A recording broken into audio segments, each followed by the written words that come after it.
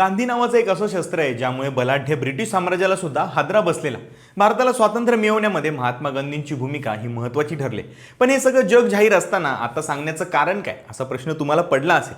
तर याच गांधी नावाच्या शस्त्राचा उपयोग केल्यानं एका कैद्याची शिक्षा जन्मठेपेवरून थेट 12 वर्षांपर्यंत कमी करण्यात आली. नेमकं काय प्रकरण आहे जाणून घेण्यासाठी व्हिडिओ शेवटपर्यंत पहा. तर त्याचं झालं असं की 2016 साली 5 वर्षांची एक मुलगी पाणी आणण्यासाठी शेजारच्या घरी गेलेली. तेव्हा या आरोपीनं तिच्यावर अत्याचार केले. त्यानंतर पीडितेच्या पालकांनी पोलिसांमध्ये तक्रार दाखल केली. आरोपीला अटक करून खटला चालला. विशेष पोक्सो न्यायालयानं जन्मठेपेची शिक्षा देखील सुनावली. मात्र या शिक्षेला आव्हान देणारी याचिका दोषी आरोपीनं मुंबई उच्च न्यायालयात दाखल केली. या प्रकरणी न्यायमूर्ती सारंग कोतवाल आणि संदेश पाटील यांच्या खंडपीठासमोर सुनावणी झाली.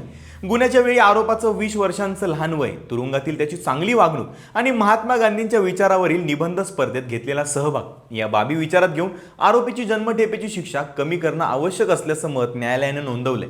विशेष म्हणजे न्यायालयाने आरोपीला निबंध स्पर्धेमध्ये मिळालेली प्रमाणपत्र देखील विचारामध्ये घेतले.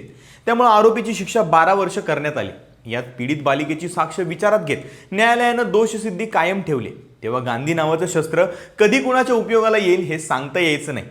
न्यायालयाच्या या निर्णयावरती तुमचं काय मत आहे कमेंट करून नक्की कळवा आणि लगाव बत्तीला फॉलो करा.